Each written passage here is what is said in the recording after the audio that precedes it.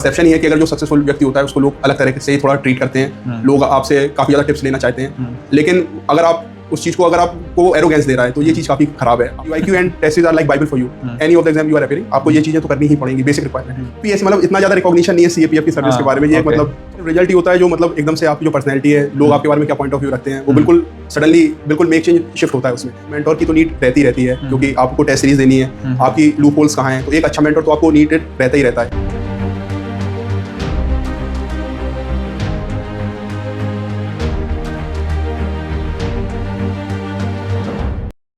जय Hind everyone, welcome back to AVKS academy. मैं नवीन शोगन एक बार फिर से स्वागत करता हूं एवीकेएस के प्लेटफॉर्म पे। As you know that we have started a campaign CAPF पहचान, और इस इनिशिएटिव में आज हमारे साथ हमारे एक स्टूडेंट हैं जिन्होंने UPSC CAPF assistant commandant 2024 examination में ऑल इंडिया रैंक 97 हासिल की है। विवेक सिंह चौहान यूपी से बिलोंग करते हैं, NIT भोपाल से ग्रेजुएट हैं और 2023 में भी प्रयास दिया था, लेकिन तब पूर्णतः सफलता नहीं मिल पाई। इंटरव्यू दिया था CAPF का और 2024 में टॉप 100 में रैंक सिक्योर किया। जर्नी काफ़ी इंस्पायरिंग रहने वाली है, काफ़ी चीज़ें आपको सीखने को मिलेगी। तो चलिए इस कन्वर्सेशन को स्टार्ट करते हैं। Hello Vivek, how are you? Sir I am fine, thank you for inviting me in this platform of AVKS। आप अपने बारे में थोड़ा बताइए कि आपने कैसे ग्रेजुएशन की, क्या आपका बैकग्राउंड था, पहले से कुछ डिफेंस का माइंड में था या फैमिली के बारे में थोड़ा सा आप ब्रीफ कर दीजिए। सर पहले मैं NDA एग्जामिनेशन के थ्रू आर्म फोर्सेस को ज्वाइन करना चाहता था। मैंने 7 SSB दी हुई है, लेकिन अनफॉर्चुनेटली मैं उसे क्लियर नहीं कर पाया। 5 बार मैं कॉन्फ्रेंस आउट हुआ। फिर मैंने BTech करने के लिए NIT भोपाल 2017 में ज्वाइन किया। 2021 में मैं पास आउट हुआ सिविल इंजीनियरिंग से। तो फिर मेरे पास 2 ऑप्शन थे, या तो मैं प्राइवेट सेक्टर की तरफ जाता, MBA वगैरह करता, या तो फिर मैं पब्लिक सर्विसेज में आता और यूनिफॉर्म फोर्सेस की वहाँ पर अपॉर्चुनिटी IPS CAPF ये थी। तो कोविड पीरियड में मेरी तबीयत भी काफ़ी सही नहीं रही, प्राइवेट सेक्टर में भी मेरे को अपॉर्चुनिटीज अच्छी नहीं दिखी। तो 1 साल का मैंने 21 में ब्रेक लिया। जुलाई 2022 में मैं दिल्ली आया। मैंने मेरा जो प्राइमरी एम था कि मैं IPS की तरह सिविल सर्विसेज को ज्वाइन करूं, तो मैंने प्रिपरेशन स्टार्ट की, कोचिंग ज्वाइन की मैंने सिविल सर्विसेज के लिए। सिविल सर्विसेज की कोचिंग की आपने उसमें? फिर मैंने 2023 का अटेम्प्ट दिया CAPF का, तो उसमें मैं मेरिट आउट हुआ था, 14 नंबर से मैं मेरिट में रह गया था। और फिर इस बार मेरी 97 रैंक आई। तो काफ़ी चीज़ें ऊपर नीचे तो हुई होंगी जब 24-23 में मेरिट आउट हुए, क्योंकि मैं तो बहुत सारे स्टूडेंट्स को देखता हूँ जब एकदम से मेरिट आउट होते हैं और जो रिजल्ट आता है और जब नेक्स्ट एग्ज़ाम होता है उसमें बहुत ज़्यादा समय नहीं मिलता है तैयारी का।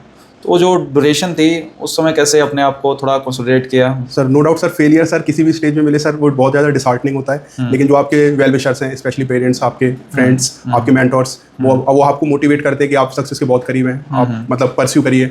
स्पेशली अगर आपकी तैयारी बहुत एग्जॉस्टिव है, आपने शॉर्ट नोट्स वगैरह बना रखे हैं, तो आप कम टाइम में भी जो अगली स्टेज है उसको लेके आप शुरू कर सकते हैं। मैंने भी अपने मतलब जो तैयारी थी उसको सेल्फ इंट्रोस्पेक्ट किया कि कहाँ पे मैं लैग कर रहा हूँ। राइटिंग प्रैक्टिस ऐसी चीज़ थी जो पेपर 2 में लैग कर रहा था। इंटरव्यू में भी मैं काफ़ी कॉन्फिडेंट नहीं था 23 के अटैम्प्ट में। उन चीज़ों को मैंने एड्रेस किया और फिर से इस बार मुझे ये अच्छा लगा कि आपने ये बोला कि आप सिविल सर्विसेज की तैयारी कर रहे थे और then you diversify your options with respect to CAPF, क्योंकि आपने NDA का भी माइंड में बैकएंड में था और CDS वगैरह भी थोड़ा सा माइंड में चला था क्या उस टाइम पे? नहीं सर, CDS सर मैंने सर कॉलेज टाइम पे जो SSBs दी थी तो उसमें मैंने फील किया था कि ये जो SSBs हैं ये मेरा टाइम काफ़ी ज़्यादा कंज्यूम कर रही है। उसमें थोड़ा ट्रांसपेरेंसी का भी इशू रहता है और मैं अपने रिसोर्स मतलब मेरी तैयारी है कहीं और मैं कर नहीं पा रहा हूँ, 7 SSBs इनफ होती हैं अपने आप को चेक करने के लिए। तो मेरे को लगा कि इस चीज़ से मेरे को ब्रेक लेके अपनी ग्रेजुएशन अच्छे से करके बाकी ऑप्शंस की ओर जाना चाहिए थोड़ा।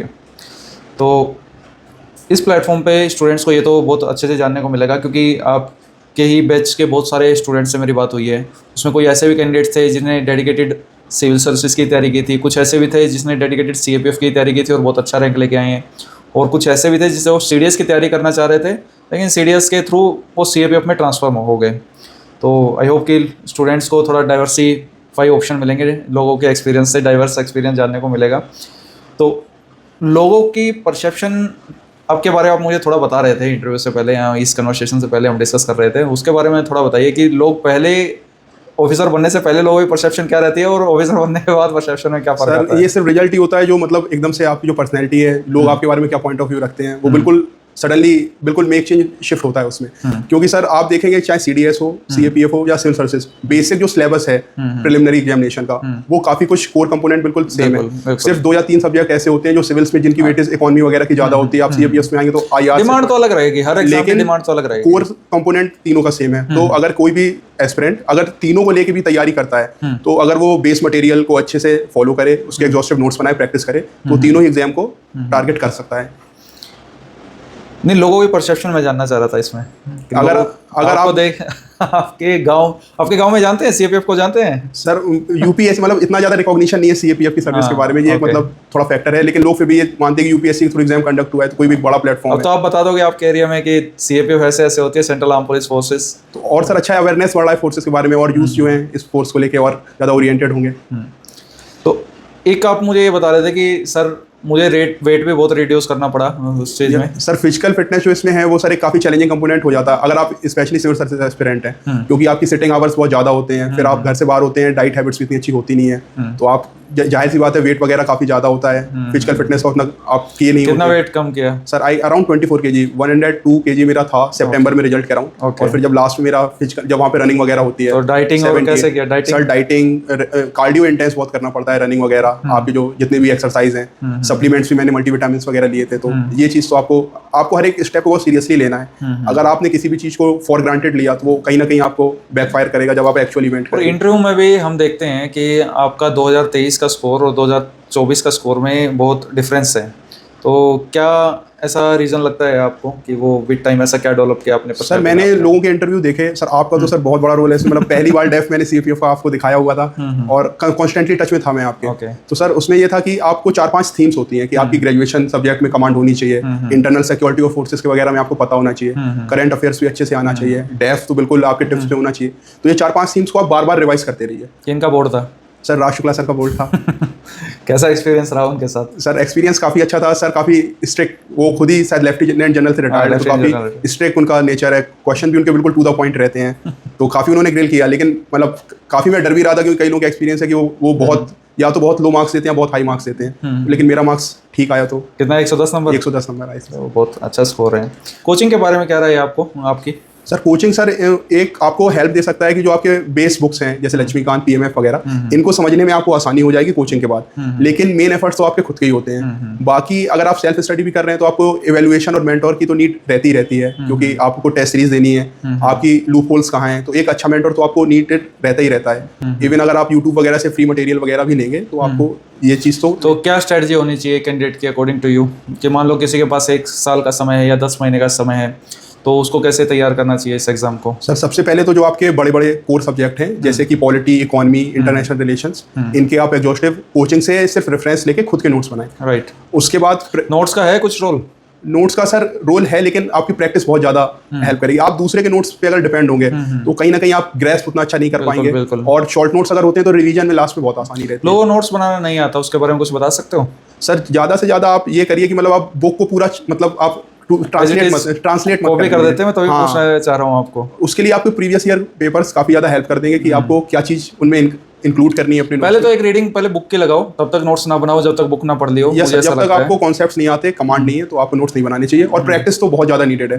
आप सिर्फ नोट्स बनाने के बाद उन्हें मेस्मराइज करके भी आप नहीं कर पाएंगे जब तक आपकी प्रैक्टिस नहीं है, क्योंकि टाइम का भी प्रेशर रहता है। राइटिंग स्किल भी आपकी ओवर द टाइम इंप्रूव होती है। मेरे को पिछले अटेम्प्ट और इसमें यही अंतर लगा कि इस बार मैंने राइटिंग काफी अच्छी की थी और पेपर 2 में भी आपका डिफरेंस दिख रहा है। हाँ, तो इस चीज का अंतर आता है, प्रैक्टिस का काफी अंतर आता है।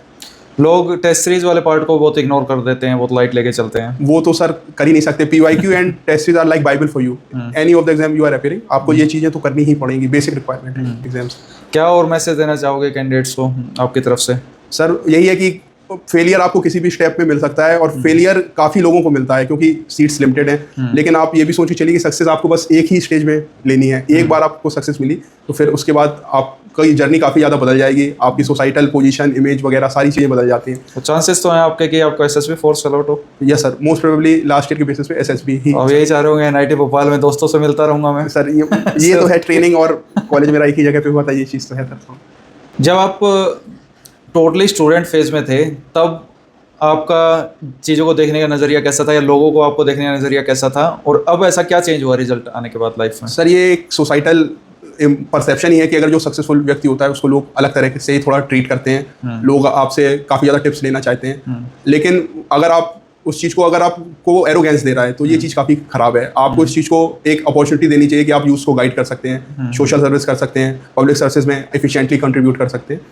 और मान लो किसी कैंडिडेट का लास्ट अटेम्प्ट हो तो उसको क्या सलाह देना चाहोगे? यही कि आप अपनी जो एफर्ट्स हैं उनको जितना ज़्यादा दे सकते हैं, कि आपको at end of the day ये नहीं लगना चाहिए कि मेरे एफर्ट्स में ये कमी थी, इस वजह से मैं रह गया। एफर्ट्स आपको पूरे देने चाहिए, बाकी लाइफ कभी रुकती नहीं है। अपॉर्चुनिटीज़ आपको मिलेंगी, आगे भी मिलेंगी, इससे अच्छी भी मिलेंगी, लेकिन आपको एफर्ट्स अपने पूरे देने चाहिए। है अब तो सीएपीएफ में मेरिट आउट होने के बाद डीएफओ की इंटरव्यू कॉल आती है। अब तो सरकार ने भी एक पर्टिकुलर उस पर प्लेटफॉर्म में बना दिया है कि हाँ भाई, अगर यूपीएससी में इंटरव्यू तक भी आप गए तो वेरियस ऑप्शंस। हाँ। अभी आया था ना सीएपीएफ में 2023 वाले कैंडिडेट्स को तो पर्टिकुलर मेल आया डीएफओ था, का भी कॉल आया, डीएफओ के अलावा भी आया था, एक आईटीपीओ करके पीएसयू उसकी भी आई हुई है, पीएसयू का भी आया था। तो ऑप्शंस तो डाइवर्सिफाई हो जाते हैं। तैयारी करने का बेनिफिट होता है या नहीं होता है? क्योंकि अब तो चलो सिलेक्टेड कैंडिडेट हैं, बहुत सारे लोग ऐसे भी होते हैं जो सिलेक्ट नहीं हो पाते हैं, तो आपको क्या लगता है? नहीं सर, तैयारी तो आपको किसी भी स्टेज में कुछ ना कुछ सिखाती है। आप एज ए इंडिविजुअल कई नई चीज़ें सीखते हो। अगर आप प्राइवेट सेक्टर में भी जाते हो तो आपका जो पोर्टफोलियो होता है वो काफ़ी डाइवर्स रहता है, आपको चीज़ों की एक अच्छी अंडरस्टैंडिंग होती है। तो तैयारी तो सर नो डाउट आपको हर एक स्टेज में लाइफ के हेल्प करेगी।